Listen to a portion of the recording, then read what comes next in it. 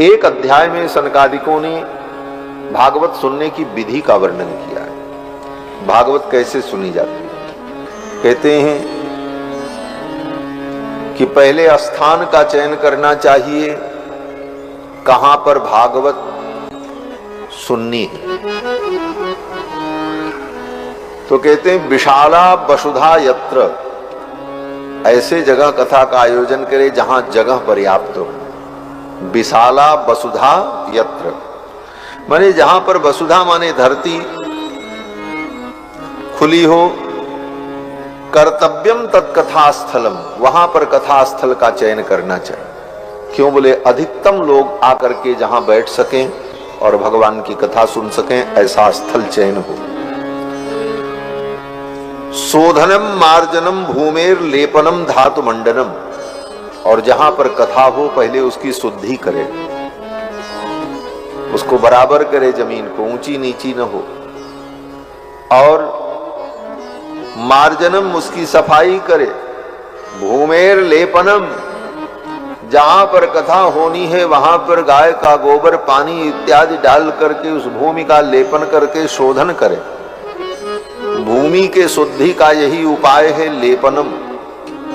हर वस्तुओं की शुद्धि के उपाय भिन्न भिन्न होते हैं। कपड़ा को धुला जाए तब शुद्ध होगा, लेकिन बर्तन बोले बर्तन धुलने से शुद्ध नहीं होगा, उसको माजा जाए तब शुद्ध होगा। लकड़ी का बर्तन बोले लकड़ी का बर्तन अगर जूठा हो जाए तो धुलने और माजने से भी शुद्ध नहीं होगा। बोले तब तो बढ़ई का जो रंदा होता है, रंदा चला करके उसकी एक परत ऊपर की छील दी जाए तब वो शुद्ध हो। इसीलिए कठौता को जूठा नहीं किया जाता। अब तो शिष्टाचार लोग भूल गए। घर में रोटी बेलने वाला चौका और बेलना लकड़ी का होता है, तो लकड़ी जूठी हो जाए तो वो धोने से शुद्ध नहीं होगी। इसलिए रोटी बनाते समय, रोटी बनाने के बाद तुरंत उसको धो करके उठा करके रख देने की परंपरा थी कि कहीं किसी जूठी वस्तु से उसका स्पर्श न होने पाए, अन्यथा वो अशुद्ध हो जाएगा। तो कौन रोज रोज रंदा चलाएगा। ये परंपरा। पत्थर की कोई वस्तु हो, जैसे पत्थर का कोई कठौता हो, पत्थर का कोई पात्र हो, जहां पत्थर का देश होता है वहां पत्थर के भी बर्तन बनते हैं छोटे छोटे, उनको गढ़ करके काट करके बना दिया जाता। दवा ववा घोंटने के लिए पत्थर का बर्तन हो। तो पत्थर का बर्तन जूठा हो तो उसको कैसे शुद्ध हो। बोले उसकी शुद्धि का उपाय है कि दूसरा पत्थर लेकर उसकी घिसाई की जाए, उसका एक परत साफ की। ये सब स्मृतियों में, धर्मशास्त्र में इन सब विषयों का वर्णन है, तब उसकी शुद्धि होती। भूमि की शुद्धि कैसे हो। बोले भूमि की शुद्धि लेपन से होती। भूमि शुद्धति लेपन ही, लेपन से भूमि की शुद्धि होती। तो भूमि को शुद्ध करने के लिए लेपन करें, धातु मंडनम, और अनेक प्रकार के रंग बिरंगे धातु से, वस्तुओं से यज्ञ मंडप जहां पर कथा हो उसका श्रृंगार करे, उसको सजावे। कहते हैं कि कथा में बैठने के लिए ऐसी दीर्घा बनाए कि जो श्रेष्ठ विद्वान हैं, सन्यासी हैं, वो आगे बैठे, जो ब्राह्मण वेदज्ञ हैं वो उसके बाद बैठे, फिर ब्रह्मचारी बैठे, फिर गृहस्थ बैठे, और इसी क्रम से ब्राह्मण क्षत्रिय वैश्य शूद्र क्रम से बैठे। नारियों के बैठने की व्यवस्था अलग हो, पुरुषों की अलग। इस तरह से सप्तलोक की परिकल्पना की जाती है कथा में। श्रोताओं के बीच में यही 7 लोक है। और इस प्रकार सब कुछ करके कदली स्तंभ, केले का स्तंभ लगाकर, आम्र पल्लव से मंडप को मंडित करके, विभिन्न देवी देवताओं के चित्रपट, उनकी आकृति, उनका स्मारक, माने जिस विधि से उनका स्मरण हो, ऐसी चीजों को लगाकर मंडप का श्रृंगार करना चाहिए। वक्ता कैसा हो। बोले वक्ता पर भी विचार करना चाहिए, कथा किससे सुने। तो कहते हैं विरक्तो वैष्णवो विप्रो, वक्ता ऐसा हो जो विरक्त हो। और वैष्णव हो, भगवान का भक्त हो, विप्र हो, ब्राह्मण हो, और वेद शास्त्र विशुद्धिकृत, वेद और शास्त्र को उसने ठीक ठीक पढ़ा हो। कितनी बातें हुई, विरक्त हो, वैष्णव हो, ब्राह्मण हो, वेदादि शास्त्र का ज्ञाता हो, दृष्टांत कुशलो धीरा। लेकिन इतना होने के बाद भी अगर दृष्टांत कुशल नहीं है तो कोई बात समझा ही नहीं पाएगा। दृष्टांत देकर, उदाहरण देकर तात्कालिक परिस्थिति में जो उदाहरण फिट बैठ जाए, ऐसे उदाहरण के द्वारा उस विषय को, उस वस्तु को श्रोता के हृदय में उतार दे, उसे समझा दे, ये क्षमता हो। और धीर हो, वक्ता धीर हो।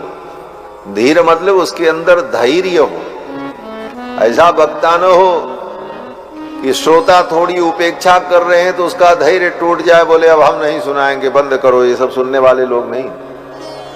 धैर्य पूर्वक सबको समझावे और उनके अज्ञान को दूर करने के लिए धैर्य रखते हुए किसी प्रकार उन्हें भगवान की कथा में प्रेरित करे। तो धैर्यवान वक्ता, उसका धैर्य न टूटे। पहले दिन बच्चा स्कूल में पढ़ने जाता है तो मास्टर जो होते हैं वो धैर्य नहीं छोड़ते, उसको बताते हैं क तो लिख ही नहीं पाता, 50 बार हाथ पकड़ करके एक लाइन खींचना सिखाना पड़ता है, लेकिन मास्टर अपना धैर्य नहीं छोड़ता, तो उसे पढ़ा देता है और उसे विद्वान बना देता है। उसी प्रकार धैर्यवान हो। पहले दिन मास्टर कहे तुमको 3 बार हमने बताया, तुमको लिखना नहीं आया, भागो, तो विद्यालय खाली हो जाएगा, कोई पढ़ने वाला नहीं हो। कैसा भी अज्ञानी हो, आओ, कुछ तो समझेगा। बार बार सुनाते रहो, सुनाते रहो, ऐसा धैर्य हो वक्ता के अंदर। कहते हैं विरक्तो वैष्णवो विप्रो वेद शास्त्र विशुद्धिकृत दृष्टांत कुशलो धीर। अंतिम गुण बताया धीर, ऐसा वक्ता हो। और निष्प्रियता हो उसके, लोभ लालच से रहित हो, निष्प्रिय हो। ऐसे वक्ता के द्वारा कथा श्रवण करनी चाहिए। वक्ता का ये लक्षण बताया। अनेक धर्म विभ्रांता स्त्रैणा पाखंडवादिनः सुख शास्त्र कथोच्चारे त्याज्यास्ते यदि पंडिता। कहते कैसा वक्ता नहीं होना चाहिए। कैसा होना चाहिए तो बता दी। कैसा वक्ता नहीं होना चाहिए तो कहते हैं अनेक धर्म विभ्रांता। जिस वक्ता को स्वयं कंफ्यूजन हो कि ब्रह्म क्या है, परमात्मा क्या है, तत्व क्या है, जीव क्या है, माया क्या है, अविद्या क्या है, अज्ञान क्या है, अविद्या की निवृत्ति कैसे होती है, ब्रह्म प्राप्ति के साधन के जो भेद हैं, कर्म, ज्ञान, भक्ति, प्रपत्ति, आचार्याभिमान आदि, इनके परस्पर भेद क्या हैं, इन विषयों में स्वयं कंफ्यूज हो। अनेक धर्म विभ्रांता, अनेक धर्मों में वो विभ्रांत हो। कभी योग का आश्रय ले, कभी भक्ति का आश्रय ले, कभी तंत्र में विश्वास हो, कभी कर्मकांड में प्रवृत्ति, कभी किसी चीज में प्रवृत्ति। तो जो अनेक धर्म विभ्रांत व्यक्ति है उससे कथा नहीं सुननी चाहिए, क्योंकि वो जब उसके दिमाग में जो बात आएगी उसी की महिमा वो कह देगा, क्योंकि वो स्वयं आज तक तय नहीं कर पाया क्या करना चाहिए, किस मार्ग से कल्याण होगा, स्वयं वो निर्णय नहीं कर पाया अपने जीवन में, तो दूसरे को क्या निर्णय बताएगा। कहते अनेक धर्म विभ्रांता स्त्रैणाः, और जो स्त्रैण हो, स्त्रैण माने जिनके अंदर स्त्रियोचित लक्षण हो, पुरुष हो करके। हाँ, ये स्त्रैण वाले वक्ता अभी कुछ दिन पहले सोशल मीडिया पे काद आपने देखा ही होगा, ओढ़नी ओढ़ करके और तो और लिपस्टिक लगा करके, वाह वाह, धन्य है भागवत व्यासपीठ। ऐसे ऐसे वक्ता, क्या कल्याण होगा समाज का। ऐसे वक्ता तो महाराज व्यासपीठ पर बैठे तो पब्लिक को चाहिए कि उनको खदेड़ करके भगा दे, और पब्लिक चुपचाप तमाशा देखती रहेगी। तो तमाशाई लोग तो दुनिया में बहुत हैं, अभी तो कम है, कुछ आगे और भी बड़ा तमाशा होगा। अब तो यहां तक हो रहा है व्यास जी स्वयं अपनी व्यासपीठ से उठ करके ठुमका लगाने लगते, स्वयं नाचने लगते, ये स्थिति। तो अनेक धर्म विभ्रांता स्त्रैणाः पाखंडवादी न, पाखंडवादी व्यक्ति से भी कथा नहीं सुननी चाहिए। पाखंडवादी क्या मतलब? बोले जो व्यक्ति धर्म का आचरण करता तो है लेकिन निष्ठा से नहीं करता, केवल दुनिया को दिखाने के लिए करता है, उसको पाखंडी कहा जाता है। पाखंड शब्द का यही अर्थ होता है, धर्म का आचरण करे, तिलक लगावे, लेकिन दुनिया को दिखाने के लिए खूब माला जपे। कब? बोले जब दो देखने वाले हो तब। बाहर जाए तो माला जपता हुआ जाए, जो जैसे लोग जानेंगे हाँ खूब माला जपते हैं, और ऐसे अकेले में माला न जपे, मोबाइल चलावे थे। तो कहने का तात्पर्य है कि पाखंडवादी का मतलब जो धर्म का आचरण केवल दिखाने के लिए करता हो, उसको पाखंडी कहते हैं। तो पाखंडवादी व्यक्ति से भी कथा नहीं सुननी चाहिए। अनेक धर्म विभ्रांताः स्त्रैणाः पाखंडवादिनः सुख शास्त्र कथोच्चारे। ये सुख शास्त्र है, भागवत का एक नाम है सुख शास्त्र, क्योंकि सुखदेव जी ने इसको सुनाया है, इसलिए इसका नाम है सुख शास्त्र। तो सुख शास्त्र के उच्चारण में, इसकी व्याख्या में ऐसे वक्ता का वर्णन नहीं करना चाहिए। बोले महाराज अनेक धर्म विभ्रांत तो हैं, स्त्रैण हैं, पाखंडवादी हैं, लेकिन पंडित हैं, बड़े विद्वान हैं। तो वेद व्यास जी कहते हैं सुख शास्त्र कथोच्चारे त्याज्यास्ते यदि पंडिता, भले वो पंडित हो लेकिन वो त्याज्य है, उनके द्वारा कथा नहीं सुनी जा सकती, वो कथा कल्याणकारिणी नहीं हो। त्याज्यास्ते यदि पंडिता, भले वो पंडित हो। फिर कहते हैं कथा के लिए सुंदर मंडप बनाकर देवताओं का आराधन हो, 5 ब्राह्मणों का वर्ण हो, वर्णम पंच विप्राणाम कथा भंग निवृत्तये। कथा में 5 ब्राह्मण का वर्ण करे। ये 5 ब्राह्मण क्यों? बोले एक ब्राह्मण मंत्र का जप करे, 12 मंत्र गणेश मंत्र का। एक ब्राह्मण मूल भागवत के श्लोकों का, मूल ग्रंथ का पारायण करे। एक ब्राह्मण कर्मकांड और बाकी सारी क्रियाओं का संपादन करे। अब एक ही ब्राह्मण जपो करे, पाठो करे, कथो सुनावे, कर्मकांड करे तो कुछ न करेगा, वो कुछ नहीं कर पाए। इसलिए 5 ब्राह्मण के वर्ण का विधान कहा। वर्णम पंच विप्राणाम, कथम पंच विप्राणाम वर्णम? कहते हैं कथा भंग निवृत्तये, कथा में कोई बाधा न हो, कथा शुद्ध पवित्रता से हो, इसलिए सब काम करने वाले अलग अलग रहेंगे, तभी कथा का सुंदर कार्य संपादित होगा। तो एक ब्राह्मण मंत्र जप करने वाला, एक पाठ करने वाला, एक कर्मकांड करने वाला और एक कथा सुनाने वाला, कितने हो गए? 4। फिर कहते हैं एक और कथावाचक साथ में हो, 2 कथावाचक। बोले 2 कथावाचक की क्या जरूरत है, कथा तो एक ही व्यास जी सुनाएंगे। बोले वो उपव्यास रहे। जैसे देश में राष्ट्रपति तो एक ही होता है, लेकिन एक उपराष्ट्रपति भी बनाया जाता है। क्यों? बोले इमरजेंसी के लिए। अचानक राष्ट्रपति की मृत्यु हो जाए, कोई दुर्घटना हो जाए तो राष्ट्र कहीं कैसे चलेगा? सत्ता किसके नाम पर चलेगी? बोले तो उपराष्ट्रपति एक बैठा रहेगा।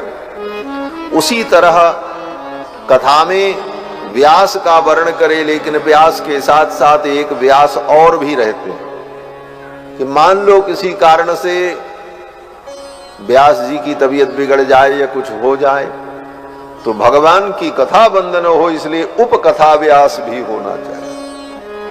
इसलिए 5 ब्राह्मण के वर्ण का विधान। काम तो 4 से ही चलेगा, लेकिन एक व्यास जी अतिरिक्त रहे और वो ऐसे हो कि कोई भी काम कर सके। पाठ वाले पंडित बीमार हो जाएं तो उनके जगह पे पाठ भी कर लें, जप करने वाले बीमार हो जाएं तो उनकी जगह पे जप भी कर लें। जैसे गाड़ी तो 4 पहिया से चलती है, लेकिन एक स्टेपनी अलग से रखी रहती है। कोई भी पहिया खराब हो फट से लगा दो, गाड़ी चल पड़े। उसी तरह ये भागवत की गाड़ी रुके ना, इसलिए वर्णम पंच विप्राणाम कथा भंग न वर्तये, कथा में भंग न हो, इसलिए 5 ब्राह्मण का वर्ण करना चाहिए।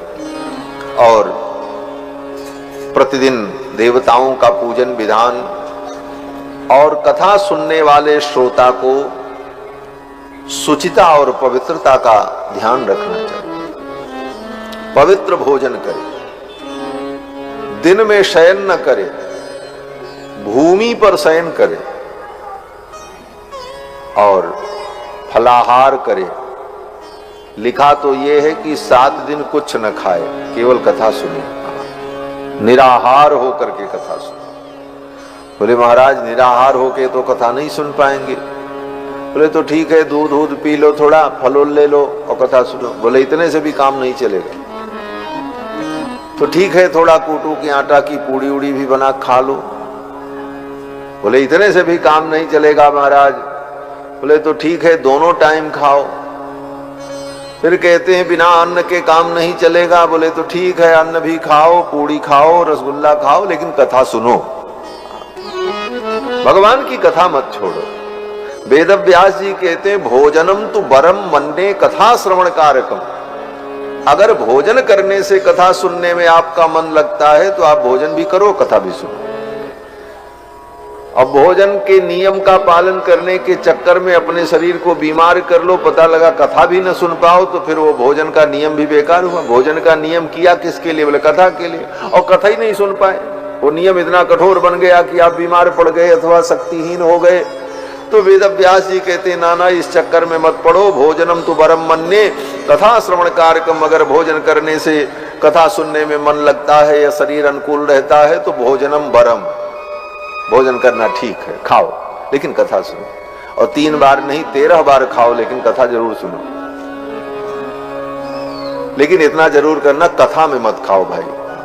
जैसे आज वो प्लेट लेकर के सब आ रहा था सबको नाश्ता कराने के लिए, तो कथा में को मत खाओ, कथा के बाद खाओ। राजेंद्र मिश्रा जी ने खूब व्यवस्था की है, सब चकाचक, दोनों टाइम तीनों टाइम नाश्ता जलपान भोजन सब खाओ, लेकिन कथा सुनो, तब ये खाना सार्थक है। और कथा के मध्य में न खाओ न पियो, कथा में तो केवल कथा को पियो बस। दिन भर खाओ लेकिन 3 घंटे कथा सुनने के लिए एकदम फ्री रहो। भोजनम तो वरम मन्ये कथा श्रवण कारक। फिर आगे कहते हैं भगवान की कथा में, भगवान की कथा सुनने वाले को विष्णु दीक्षा से संयुक्त होना चाहिए। विष्णु दीक्षा विहीना नाम नाधिकारक कथा श्रवे। जो विष्णु दीक्षा से विहीन है, जो वैष्णव नहीं हुआ, उसको भगवान की कथा सुनने का भी अधिकार नहीं। इसलिए अधिकारी बनकर के कथा सुनना चाहिए, वैष्णव दीक्षा ग्रहण करके, दीक्षित होकर वैष्णव होकर भगवान की कथा श्रवण करें। और 7 दिन तक कथा श्रवण करने के बाद अंतिम दिन विधि पूर्वक गायत्री मंत्र अथवा 12 मंत्र से यज्ञ हो, हवन हो, गीता का पाठ हो। एक विकल्प भी कहते हैं कि अगर वक्ता श्रोता ने निष्काम भाव से कथा सुनी है, किसी फल की आकांक्षा से कथा नहीं सुनी है, भगवान के चरणों की प्रीति मिले इस कामना से कथा सुनी है, तो उसके लिए हवन करने की आवश्यकता नहीं है। हवन के स्थान पर वो गीता पाठ कर ले, इतने से ही काम चल जाए। तो हवन के अभाव में निष्काम भाव से कथा सुनने वालों के लिए गीता पाठ का विधान है कि अंत में गीता पाठ करके विष्णु सहस्रनाम पाठ करके कथा को पूर्ण करें, और फिर कथा के अंत में भंडारा करें। 12 ब्राह्मण को भोजन कराकर अन्न वस्त्र आदि दक्षिणा दे करके उन्हें विदा करे। श्रीमद् भागवत की पुस्तक को सुंदर वस्त्र में वेष्टित करके संकल्प करके ब्राह्मण को दान करे। और जो भक्त हैं, वैष्णव हैं, परिजन पुरजन हैं, उन सबको कथा के अंत में भगवान का प्रसाद भोजन कराए, भंडारा करे। और कथा के अंत में, कथा के प्रारंभ में, कथा के मध्य में जब जब अवसर हो भगवान नाम संकीर्तन करें, क्योंकि नाम संकीर्तन भगवान का जो है ये सब पापों का नाश करने वाला है। नाम संकीर्तनम यस्य सर्व पाप प्रणाशनम प्रणामो दुख समनः तम नमामि हरिम परम। भगवान का नाम समस्त पापों का नाश करने वाला है। तो कथा के आदि मध्य अंत में जब जब अवसर मिले तो भगवान का नाम संकीर्तन करें। नाम संकीर्तन में कोई पैसा नहीं लगता, न उसकी कोई विधि है। नाम संकीर्तन में तो कैसे भी कर लो। हाँ, भाय कुभाय अनख आलसहूं नाम जपत मंगल दिशि दशहूं। तो भगवान का नामोच्चारण करे,